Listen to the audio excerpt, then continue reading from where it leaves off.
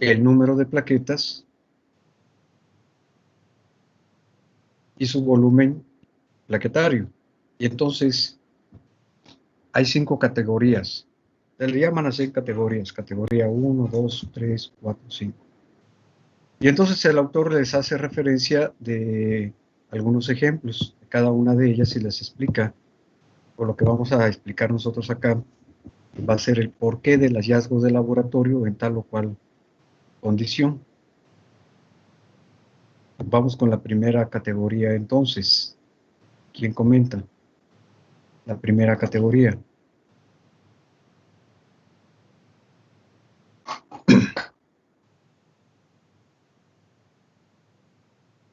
Abel Espinosa. ¿Sería por defectos de adhesión plaquetaria?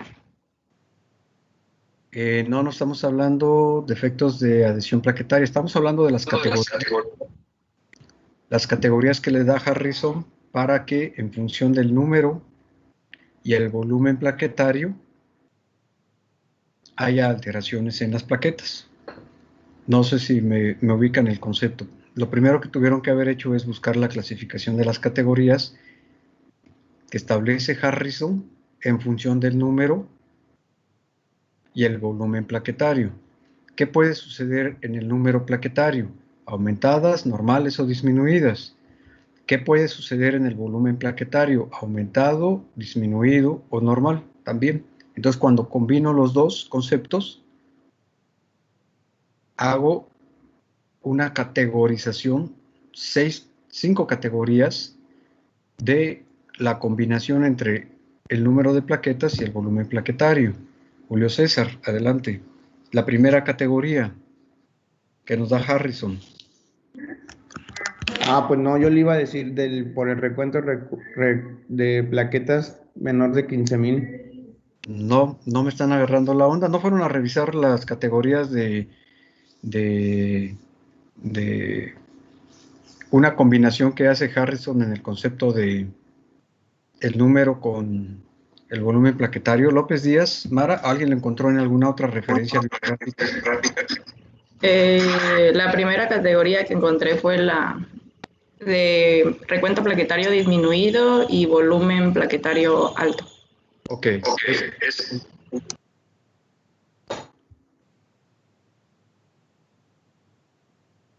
¿Quién habló?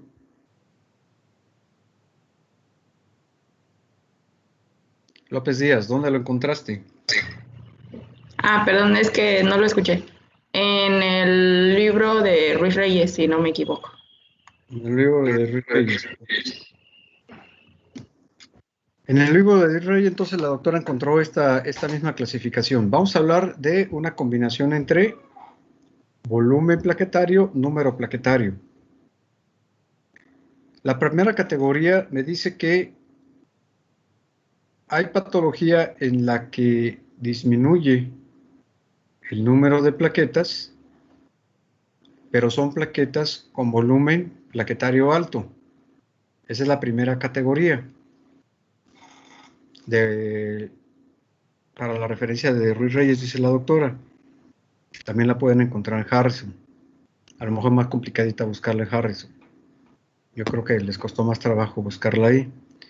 Bueno, esta primera clasificación me dice, y me da un ejemplo. La primera categoría me dice que el número de plaquetas en un paciente está disminuida con volumen plaquetarios altos, es decir, son fragmentos plaquetarios grandotes, pero el número de plaquetas es disminuida. Y dentro de todos los ejemplos que me da, la trombocitopenia autoinmune forma parte de este grupo. Vamos a analizar el concepto. Trombocitopenia autoinmune. ¿Qué es lo que está sucediendo en una trombocitopenia autoinmune? Las plaquetas se están destruyendo. Y entonces, si se destruyen las plaquetas, eso sucede en la circulación, en la sangre. Si se disminuyen las plaquetas, entonces la médula ósea desencadena un mecanismo compensador de la destrucción de plaquetas, porque es autoinmune. Y entonces la plaqueta al responder, la médula ósea al responder, empieza a producir, ¿sale? Plaquetas más grandotas. Ese es un mecanismo compensador, hacerlas más grandotas porque afuera hay una demanda de plaquetas. No porque produzca más, por eso el número de plaquetas es menor, porque se están destruyendo, sino porque son pedazos de plaquetas que salen o fragmentos de megacariocitos que salen más grandotes. ¿Sí queda claro el concepto de esta primera categoría, la fisiopatología y el resultado que obtengo en el laboratorio? Voy con la segunda categoría. ¿Quién comenta? Ávila Espinosa, adelante. Sería número de plaquetas bajo y es volumen plaquetario bajo y número de plaquetas bajo. De acuerdo, entonces ahora tengo el número de plaquetas bajas con volúmenes plaquetarios bajos. Y entonces el ejemplo que les da es la hipoplasia medular. Explicando la fisiopatología, se sobreentiende pues que si la médula ósea está hipoplásica, entonces se producen en un número menor plaquetas y son plaquetas chiquitas. ¿Sí queda? Entonces, el ejemplo de una hipoplasia medular, el hallazgo de laboratorio es encontrar plaquetas bajas en número y plaquetas pequeñas. ¿Sí queda? Esa es la segunda categoría. Tercera categoría. López Muñoz. El recuento plaquetario bajo y el volumen plaquetario normal o aumentado. No, no es la tercera categoría. ¿Alguien más? En la segunda, a ver otra vez, la tercera categoría estamos, doctora. Tercera categoría, otra vez, repítamela. Bueno, yo lo encontré en el Harrison, así, pero no A ver, como démela tal que otra vez, por eso, démela otra vez. volumen plaquetario normal o alto y número de plaquetas bajo. No, no es la tercera categoría. ¿O sí el de Jesús? Sería el número de plaquetas dentro del rango normal y volumen plaquetario aumentado. De acuerdo, y entonces en la tercera categoría tengo un número normal de plaquetas, pero son plaquetas grandotas. Y esa es una respuesta también que se da en forma de respuesta a la sustitución del tejido o de los nichos megacariocíticos en la médula ósea. El ejemplo que les da es la mielofibrosis. Entonces lo que está sucediendo es que como se están reduciendo los nichos plaquetarios, los nichos celulares hematopoyéticos del linaje megacariocítico, entonces las plaquetas salen en número normal, pero son plaquetas grandotas, tamaño grandote. Ejemplo, mielofibrosis dice, la mielofibrosis es una sustitución del tejido hematopoyético de la médula ósea por tejido fibroso. Entonces se reduce el número de nichos de la serie megacariocítica, hematopoyética. Va a afectar a los demás linajes también, obviamente, pero aquí estamos hablando ahorita del comportamiento de la serie trombótica. Categoría 3 entonces, ¿sale? ¿Quién me dio la categoría 3? Yo, doctor. ¿Quién es yo? Ociel. Apellidos, deme siempre sus apellidos. Cruz Almendra. De acuerdo. Vamos con la cuarta categoría. Ordaz Pérez. Buenos días, doctor. La cuarta categoría sería número de plaquetas alto con volumen plaquetario normal. Vale, y entonces tenemos ahora muchas plaquetas. Tenemos plaquetosis o trombocitosis. No confundir el término de trombocitosis con trombosis. Tiene trombocitosis. La trombocitosis quiere decir que hay muchas plaquetas y su volumen va a ser normal. Y entonces, cuando vemos los ejemplos que les da su autor, voy a agarrar de todos ellos la trombocitosis reactiva. ¿Qué significa esto? Por ciertos estímulos, sobre todo cuando estamos hablando de respuestas inflamatorias, y ya sabemos que la primera causa de una respuesta inflamatoria son los procesos infecciosos, entonces aumenta el número de plaquetas. Por eso las plaquetosis son datos de laboratorio que me indican procesos de respuesta inflamatoria. Me pueden indicar procesos de respuesta inflamatoria, sobre todo si estamos considerando que el volumen plaquetario es normal. Solamente hay algo que está haciendo que se estimule más la producción de plaquetas. En los recién nacidos les voy a platicar el concepto en recién nacidos. Los recién nacidos, sus parámetros de referencia para hablar de sepsis, de infecciones, son tanto plaquetopenias, que ya lo vimos, ¿sale? Con un valor importante de interpretación de sepsis en neonatos, pero también las plaquetosis pueden estarme indicando una respuesta a la presencia de un agente biológico, ¿vale? Una respuesta sistémica, reactiva, decimos, a la liberación de citocinas en ese proceso que se está dando por la infección. Y entonces las plaquetosis también pueden indicar sepsis, pueden indicar infección, que es el ejemplo que les da en una trombocitosis reactiva, ¿no? Esa es la categoría 4. Vamos ahora con la categoría última, la categoría 5. López Martínez. Sería el volumen de plaquetas alto y el número plaquetario medio alto y el número de plaquetas altas. Otra vez, no lo entendí. ¿Otra vez? El volumen plaquetario medio alto y el número de plaquetas altas. De acuerdo. Empezamos con la posición del número de plaquetas, está alto, y el tamaño de las plaquetas está grandote también, ¿no? Y entonces esa es la quinta categoría. El ejemplo que me da es la esplenectomía. ¿Por qué la esplenectomía? La esplenectomía es una cirugía en la que se quita al vaso. Y si ya sabemos que el vaso es el filtro de los elementos formes de la sangre, entonces cuando quitamos el vaso hay mucha cantidad de plaquetas. Y en una forma de respuesta en la que están saliendo a la circulación de los nichos hematopoyéticos, son plaquetas que vienen en un volumen alto y en un número alto. Son ejemplos de los varios que les comenta el autor en cada uno de las categorías. Estoy agarrando los ejemplos más representativos así, ¿de acuerdo? Y entonces esta es una categorización en donde a través de una citometría hemática, al analizar la serie trombótica y relacionando el número de plaquetas con su volumen plaquetario, puedo clasificarlas en estas 5 categorías. Preguntas y comentarios a estas 5 categorías. Dudas que hayan quedado.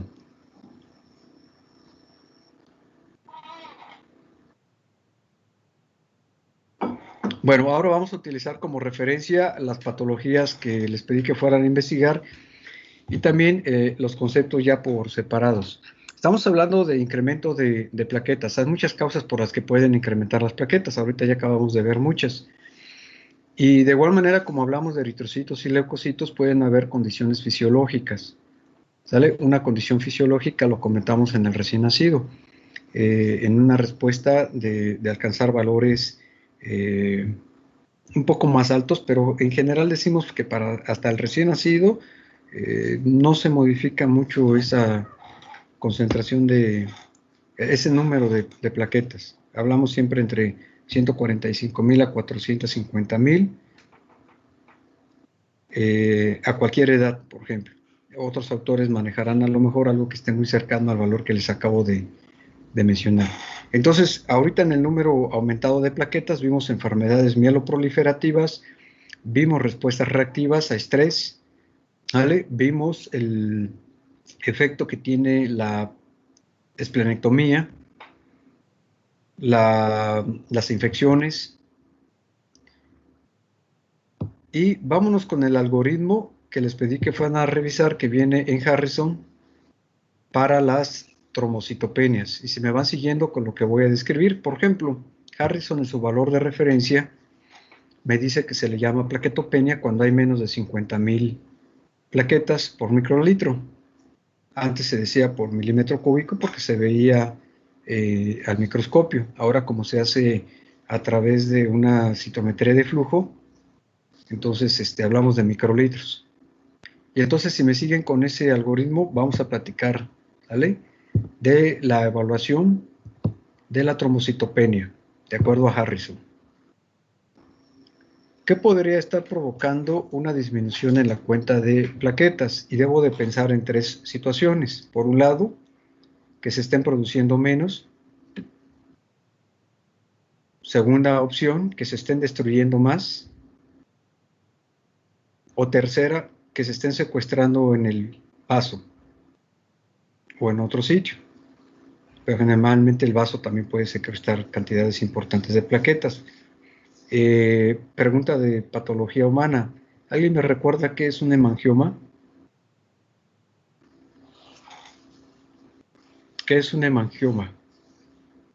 Pregunta de patología humana.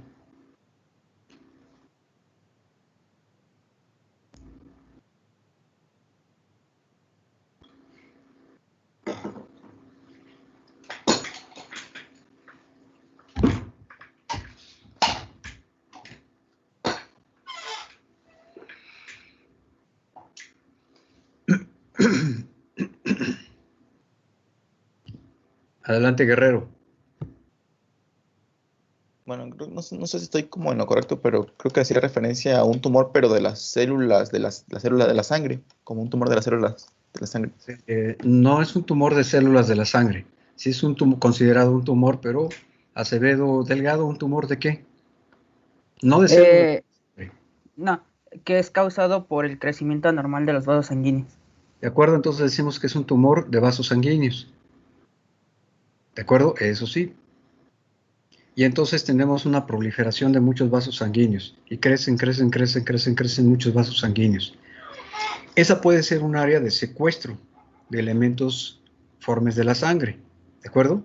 El vaso, como en hiperfunción, puede atrapar muchas plaquetas, eritrocitos, y los tumores vasculares, como los hemangiomas, pues, también pueden atrapar plaquetas. Entonces, ya estamos pensando que un paciente que tiene una hiperfunción del vaso o tiene un hemangioma, pudiera, dependiendo del tamaño del hemangioma, pudiera tener disminución en la cuenta de plaquetas. López Acevedo. Doctor, me surge una duda con esto. Por ejemplo, en los bebés prematuros que tienen las manchas, yo tenía entendido que se le llamaban hemangiomas también. ¿Esto tendría que ver con el recuento plaquetario en su caso? O sea, que esté disminuido, ¿o no tendría que afectar? Bueno, las lesiones de ese tipo se pueden ver en cualquier edad. Es decir, el bebé ya puede nacer con un hemangioma y se le conoce como hemangioma congénito. Pero hablar de manchas en los recién nacidos es un concepto muy generalizado, porque una mancha en un recién nacido puede ser la conocida como mancha mongólica, por ejemplo, que eso es muy común en los bebés. Eso no es un hemangioma. Un bebé con una mancha al momento del nacimiento puede ser un nevo. ¿De acuerdo? Entonces, si nos estamos refiriendo solamente a que el bebé nace con un hemangioma que es congénito porque están naciendo con él, el concepto es el hemangioma. ¿Vale? ¿Sí me expliqué? Gracias. Sale. El término de mancha es muy, muy ambiguo para hablar de lesiones en la piel. Mancha. Pueden ser muchísimas causas. Ahora vamos con el algoritmo. Vamos a platicar de ese algoritmo. Para ese algoritmo, entonces, y considerando 3 condiciones en las que pudiera disminuir la cuenta de plaquetas, es decir, la disminución en la producción, la mayor destrucción o el mayor secuestro, el algoritmo me dice que cuando hay valores de plaquetas menores de 150,000 para Harrison, van a encontrar otras referencias que hablan como valores normales 145,000. No hay ningún problema en el autor que están revisando. Si quieren agarrar el valor mínimo, podemos decir 145,000. Bueno, el concepto es de que cuando ya tengo a un valor de referencia disminuida la cuenta de plaquetas, debo de pensar en estas tres posibilidades que acabo de mencionar. Y entonces el algoritmo me dice que lo primero que debo de hacer es revisar los demás componentes formes de la sangre, los elementos eritrocitarios y leucocitos. Y entonces esto me va a permitir correlacionar si se trata de un problema que viene ya desde la médula ósea, por falta de estímulo, por falta de nichos, por falta de diferenciación y maduración de los elementos formes que afecten a los 3 linajes, o solamente se trata de un problema de plaquetas y no afecta a los demás linajes. Si el problema compromete a los 3 linajes, eritrocitos, leucocitos y plaquetas, entonces quiere decir que es un problema de médula ósea. Entonces aquí es donde entra ese concepto de falta de estímulo, falta de diferenciación y maduración de los elementos formes, alteraciones en los nichos celulares. Alguien está agrediendo a los nichos celulares. ¿Cómo se pueden agredir a los nichos celulares? Por fármacos, radiaciones o estímulos físicos, radiaciones. Puede ser que la médula ósea se esté sustituyendo por tejido fibroso. Puede ser que la médula ósea esté siendo desplazada en sus nichos hematopoyéticos por células blásticas, una leucemia linfoblástica aguda, por ejemplo, algún cáncer que está sembrándose en la médula ósea y está desplazando a los nichos celulares. Entonces, estoy pensando en muchas causas que pueden provocar una alteración en los 3 linajes. Pero si los 2 linajes, eritrocitario y leucocitario, están normales, entonces estoy pensando que se trata de un problema solamente de plaquetas. Lo más seguro es que no esté comprometida la médula ósea, lo más seguro, aunque también hay lesión de médula ósea exclusivamente para el linaje plaquetario. Lo más seguro es que no haya compromiso de médula ósea. ¿Qué pudiera suceder? Entonces, cuando encontramos alteración en la cuenta plaquetaria y como parte de la rutina del estudio de una citometría hemática, ya sabemos que se tiene que hacer un análisis de frotis sanguíneo. Entonces vamos a hacerle un frotis sanguíneo a esa muestra, porque estoy encontrando alteraciones en la cuenta de los elementos corpusculares. Y entonces, ¿qué puedo encontrar? El laboratorio en ese momento me puede decir que lo que estamos observando son plaquetas agrupadas. Se están contando menos porque están agrupadas las plaquetas. Cuando pasan por el sistema de citometría de flujo, se cuentan menos porque hay grupos de plaquetas. Y esto puede ser secundario al anticoagulante que se está utilizando. Puede ser por citrato de sodio, puede ser por heparina, puede ser por el EDTA, que también se puede presentar. Entonces, lo que me va a decir el laboratorio en su frotis sanguíneo es que está encontrando plaquetas agrupadas. Para fines prácticos decimos entonces el paciente no tiene plaquetopenia, no patológica, sino que es secundario a el anticoagulante que se está utilizando en la muestra de sangre, donde se depositó en el tubito. Otra opción que me plantea el algoritmo es que sean eritrocitos fragmentados, y lo que yo estoy encontrando es también a un nivel microangiopático una respuesta de tipo inflamatoria. Es decir, también estoy encontrando eritrocitos fragmentados. Entonces quiere decir que algo está sucediendo en la microcirculación que está destruyendo eritrocitos y que está haciendo que la cuenta de plaquetas baje. Y entonces me da 2 ejemplos. Me dice, puede ser una púrpura trombocitopénica trombótica, puede ser una coagulación intravascular diseminada, como una opción de una lesión de microcirculación. Hay una respuesta inflamatoria en la microcirculación que está haciendo que se destruyan, y se acompaña también de anemias de tipo hemolíticas.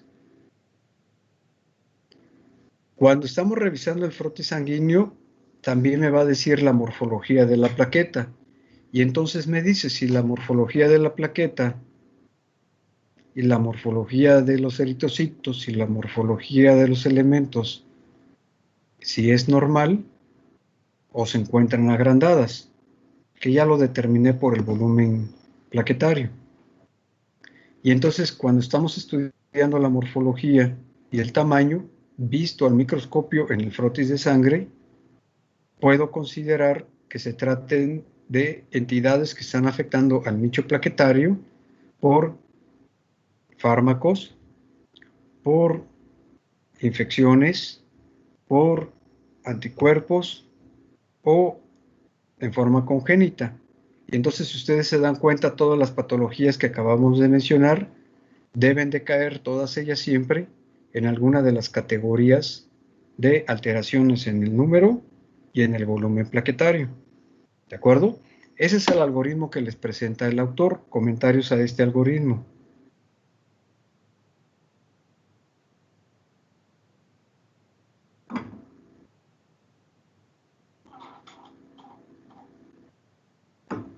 Reyes Palacios. Sí, yo también encontré, aparte de la de Harrison, otra forma que se pudo clasificar, bueno, que otro autor lo clasifica, de forma central o de periférica. De acuerdo, esa clasificación en central y periférica obviamente le está diciendo si el problema está, como también lo comentamos, en eritrocitos, y no es lo mismo cuando se da todo el proceso de producción de plaquetas en la médula ósea, a qué es lo que ya está sucediendo en la sangre, cuando ya están circulando las plaquetas, en este caso, ¿de acuerdo? Entonces, así podemos clasificar también qué es lo que sucede en la médula ósea y qué es lo que sucede ya en la periferia. La médula ósea puede estar bien, sin mayor problema, pero en la periferia algo las está destruyendo. Para fines de entender la forma en la que se destruyen las plaquetas en la sangre, un concepto muy general así que deben de recordar siempre, que si está sucediendo en la sangre, lo más seguro es que se trate de una respuesta de tipo inmunológica o microangiopática, una vasculitis. ¿De acuerdo? Para la comparación que vamos a hacer ahorita. ¿Algo más que quieran comentar, López Ramírez? Sí, doctor, va de la mano relacionado con el comentario que hizo mi compañero.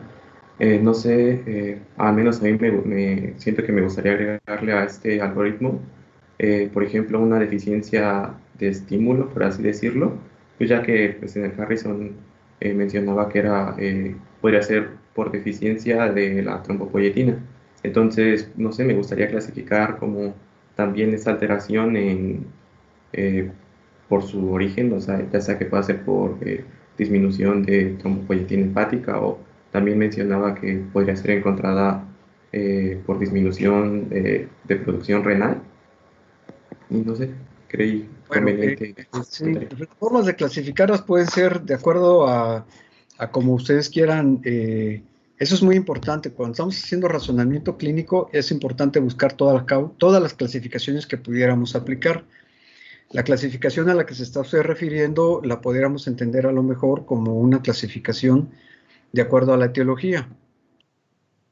¿No? Puedo entenderla así, de acuerdo a la etiología. Yo puedo decir, por ejemplo, que, ¿se acuerdan que decíamos ahorita? El nicho plaquetario hematopoyético puede ser el único que está afectado.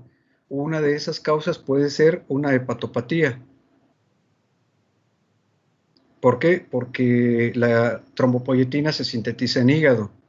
Entonces entiendo que si la trombopoyetina se produce en hígado, la falta de estímulo hematopoyético en médula ósea me va a traer como consecuencia una trombocitopenia.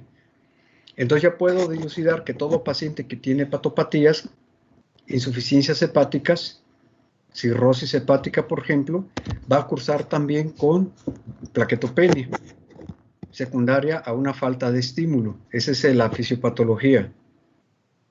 Otra fisiopatología, por ejemplo, como clasificación, si se están formando anticuerpos, antiplaquetas, entonces, utilizando todas esas clasificaciones que estamos mencionando, yo puedo decir que la plaquetopenia es secundaria a la formación de anticuerpos, antiplaquetas en la clasificación periférica que acaba de mencionar el doctor, y que las plaquetas van a estar disminuidas en número, pero con un volumen plaquetario aumentado, porque es un mecanismo compensador de recuperar a las plaquetas que se están destruyendo.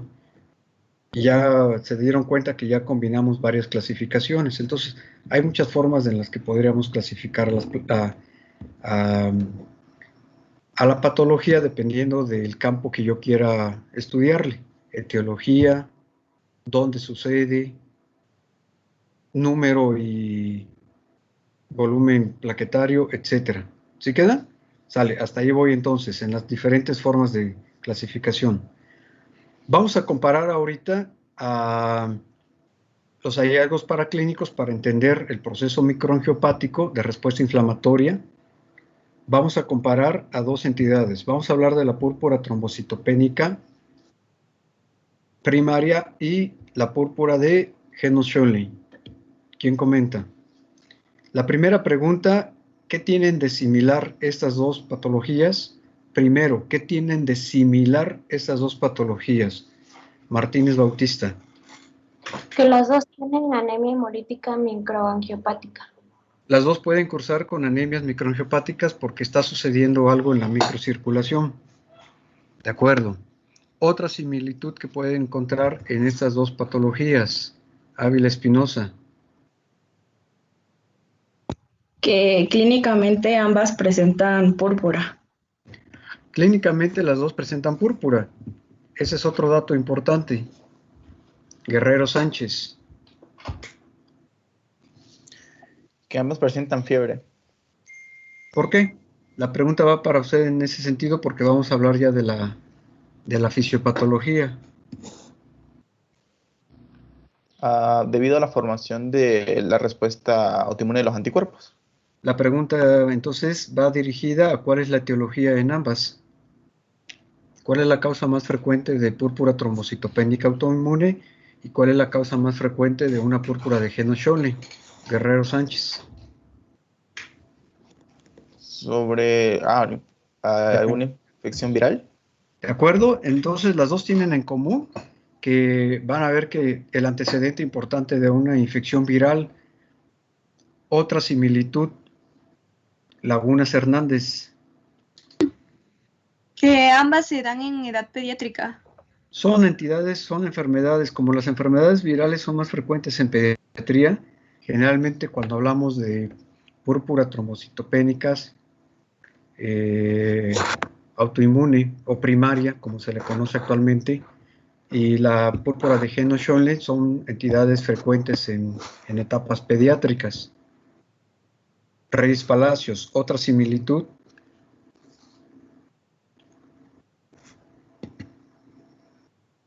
No, ya dijeron lo que iba a decir.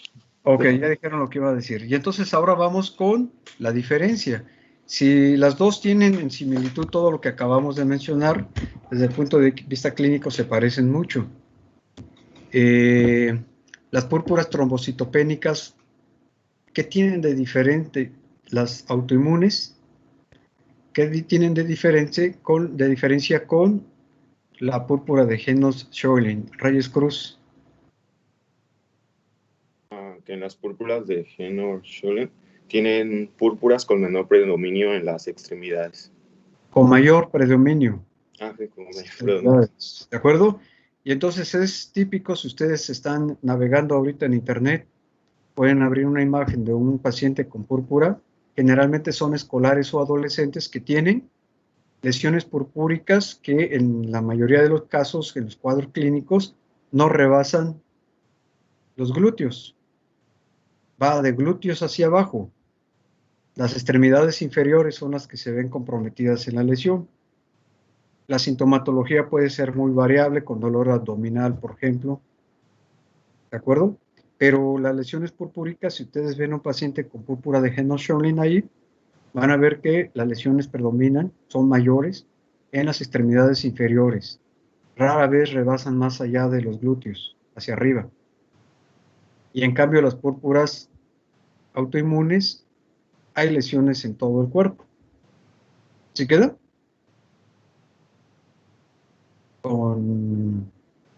hablando de las púrpuras trombocitopénicas primarias. Otra diferencia que exista entre estas dos entidades, Ávila Espinosa. En el recuento plaquetario, que en la púrpura de Henno-Schultz es un recuento plaquetario normal, y en la púrpura trombocitopénica es un recuento plaquetario bajo. Vamos a explicar la fisiopatología. ¿Por qué esta diferencia en la cuenta plaquetaria? Porque en la de Henno-Schultz es porque se unen la inmunoglobulina a vénulas, arteriolas, capilares, y en la trombocitopénica pues se une a lo que son las glicoproteínas de la membrana de la plaqueta, entonces las destruye.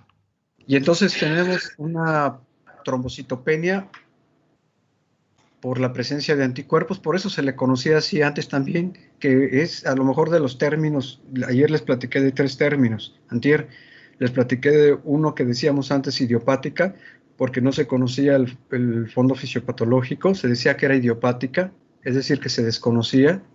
Después se supo que era precisamente esta formación de anticuerpos en una reacción cruzada. ¿Qué significa esto? Entra un virus para el que se crea un anticuerpo, pero el anticuerpo que se crea, ¿sale? Identifica también en una similitud, vamos a decir, al antígeno, al antígeno viral con las superficies antigénicas plaquetarias, y entonces los anticuerpos también terminan destruyendo a las plaquetas. Por eso se le conoce como autoinmune. Y ahora se le conoce como primaria porque hay muchas otras causas, ¿de acuerdo? Que no sea precisamente la que estamos comentando.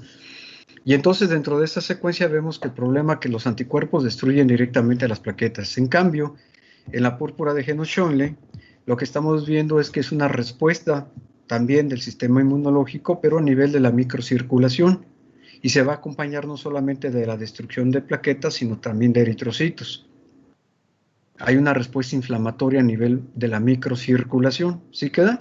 Y entonces las plaquetas están bien, porque no es problema de plaquetas. Es una vasculitis lo que está sucediendo. Y entonces la gran diferencia en laboratorio es que púrpura de Henno-Schönle, las plaquetas son normales. Púrpura trombocitopénica primaria, el problema son las plaquetas. Por eso hay trombocitopenia. ¿De acuerdo? Ya hicimos la diferencia. ¿Quién comenta de los hallazgos de laboratorio de la púrpura trombocitopénica trombótica? ¿Cuál es la fisiopatología de la púrpura trombocitopénica trombótica? López Díaz Mara. En la púrpura trombocitopénica trombótica lo que entendí es que hay un defecto en una metaloproteasa, que es la que se encarga de dividir al factor de von Willebrand, porque normalmente, bueno, dice que este factor se secreta como en polímeros y esta enzima lo divide para hacerlo pues en un sustrato más pequeño, y es como funciona normalmente. Pero si hay un defecto de esta metaloproteasa, el factor de von Willebrand queda en estos polímeros y hace que la sangre sea como más propensa a iniciar la agregación plaquetaria y el proceso de trombosis. Bueno, en la púrpura trombocitopénica trombótica, efectivamente, para hacer el diagnóstico, podemos considerar aspectos clínicos y aspectos de laboratorio. Y entonces, dentro del aspecto clínico, cuando hablamos de púrpura trombocitopénica trombótica, hablamos de una péntada clínica. ¿Cuál es esa péntada? ¿Cuál es la péntada de la púrpura trombocitopénica trombótica, Guerrero Sánchez? Bueno, ¿me escucha? Adelante. Es anemia hemolítica microangiopática, fiebre, trombocitopenia, insuficiencia renal y disfunción neurológica. De acuerdo. Andrea Pacheco, para poder hacer el diagnóstico de púrpura trombocitopénica trombótica, ¿qué requerimos como estudios de laboratorio? Bueno, lo primero que se pediría pues es una biometría hemática completa. ¿Qué más? Porque eso lo sospecha. Más bien, esa ya está en el estudio inicial. El diagnóstico definitivo, el diagnóstico de certeza, ¿cómo se establece?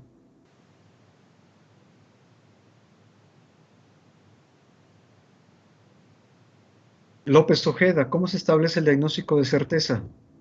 Una biopsia de piel, también decía de médula ósea o también de encías o de músculo. ¿Y qué espera encontrar? Como ese no es un estudio de laboratorio. ¿Qué espera encontrar de todos modos en las biopsias? Las plaquetas disminuidas. Pero una biopsia no sirve para eso. López Ramírez Daniel. Estudio de certeza para hablar de ese déficit del factor que se refiere, que describe la doctora. Adelante. Sí. Bueno, yo lo que pediría es un nivel de la enzima ADAMS, que es el que se mencionaba, era el que tenía mayor actividad. Debería encontrar unos niveles de esa enzima elevados para yo hacer el diagnóstico de ese tipo de púrpura. Bueno, como lo que estamos buscando es una deficiencia en la actividad enzimática de la ADAMS 13, entonces el diagnóstico de certeza se realiza de esa manera. En las biopsias a las que se refiere la doctora, lo que vamos a encontrar pues es obviamente la respuesta microvascular, ¿no? La lesión microangiopática. Pero como estudio de laboratorio, lo que vamos a hacer es una determinación de la actividad de esta enzima.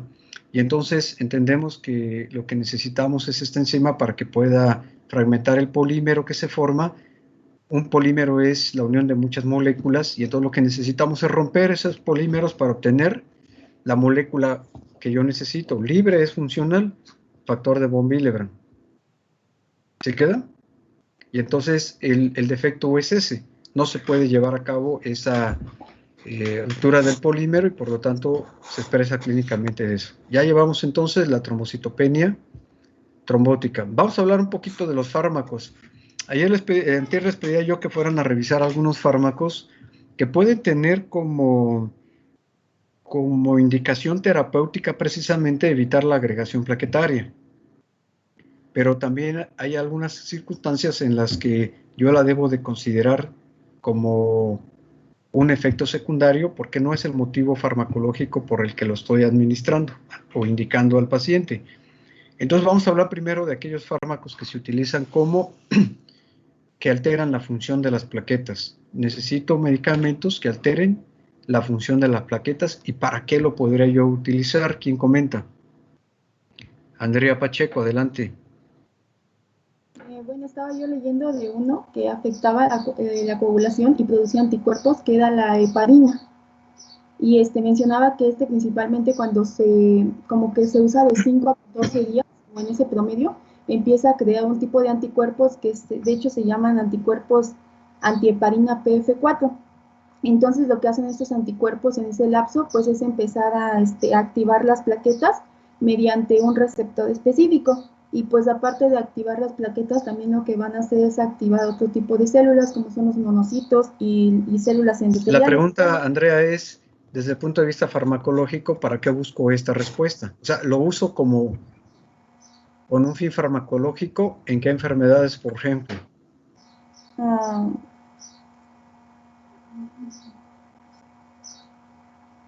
Estamos hablando ahorita de los fármacos que voy a utilizar con un fin farmacológico. O sea, yo espero una respuesta de las plaquetas.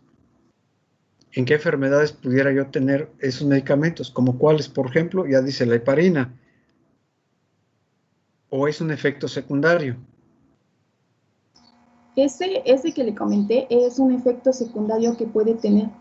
Sale, entonces estamos hablando ahorita de efectos farmacológicos. Lo que yo busco sobre la función número de plaquetas. Ávila Espinosa, López Ojeda, voy con López Ojeda. Hay uno que es para un bactericida, que es la ceftriaxona, y pues esa también decía que podría causar lo que era la trombocitopenia, pero también hay varios, no sé si... A ver, otra vez, doctora, ¿para qué utiliza la ceftriaxona? Es un Es un antibiótico que va a actuar en la pared de la membrana de la bacteria. De acuerdo, entonces es un antibiótico. La pregunta para usted, porque no han entendido todavía el concepto que estamos preguntando. Ahorita estoy preguntando cuando yo uso un medicamento que quiero que altere directamente la función de las plaquetas, no que sea un efecto secundario por administrar el medicamento. Reyes Cruz, adelante. Pues la aspirina o el ácido acetilsalicílico, que va a inhibir la agregación plaquetaria y que va a ser utilizado para evitar la trombosis. De acuerdo, y entonces, por ejemplo, ¿en qué pacientes puedo utilizar el medicamento?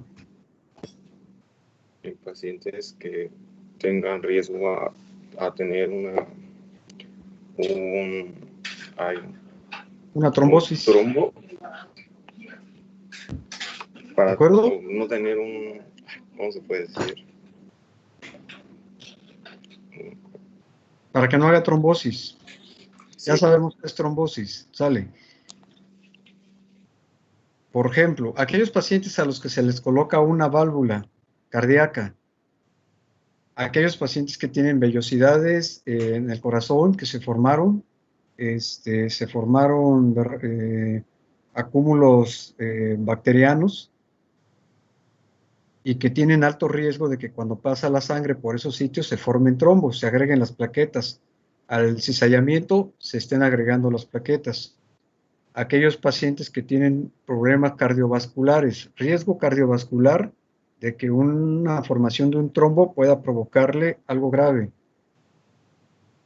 ¿De acuerdo? Y entonces, a las mujeres, por ejemplo, también se les puede agregar ese medicamento cuando tienen alto riesgo, en las mujeres que se complican en sus embarazos también.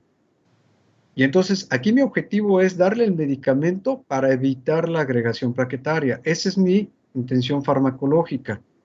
Y entonces el medicamento que se utiliza, la aspirina, evita que se agreguen las plaquetas.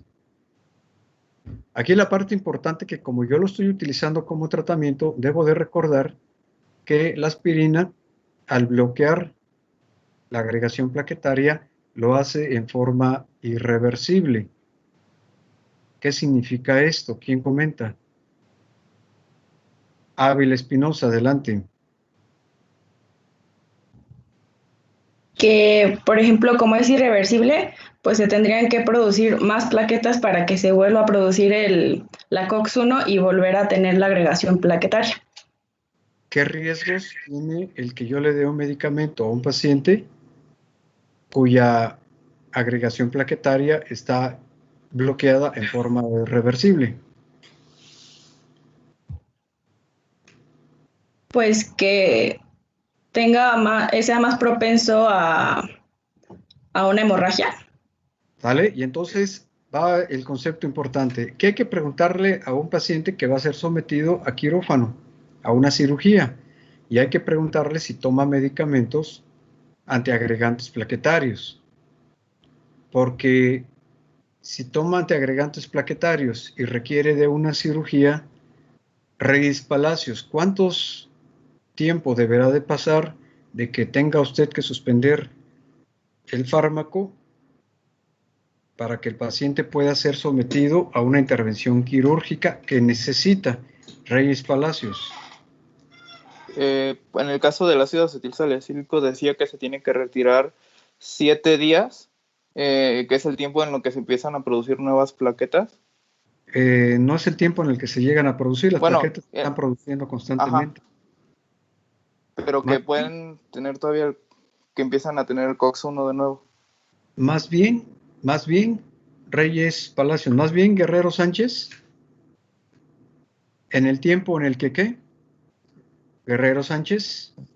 En el tiempo que para la eliminación del fármaco, que pueda reemplazar el fármaco. Eliminar el fármaco porque es irreversible. No se puede eliminar el bloqueo porque es irreversible.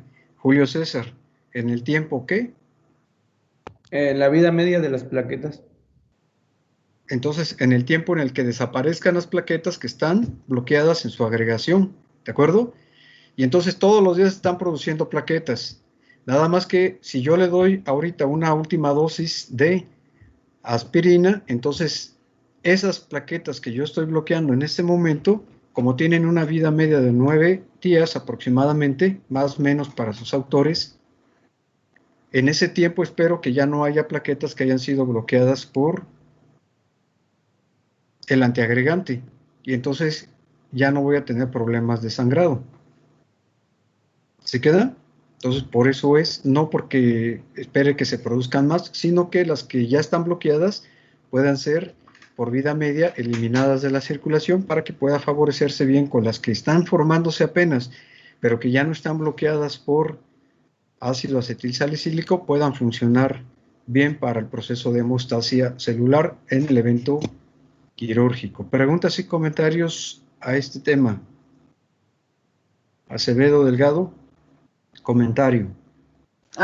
Sí, nada más agregar que como tal el ácido acetilsalicílico no es un antiagregante plaquetario, sino nada más es como un inhibidor de la COX, el que sería parte como un antiagregante plaquetario, un fármaco que tuviera acción antiagregante plaquetario inhibidor de la COX, siendo como un derivado del ácido acetilsalicílico, sería el triflusal.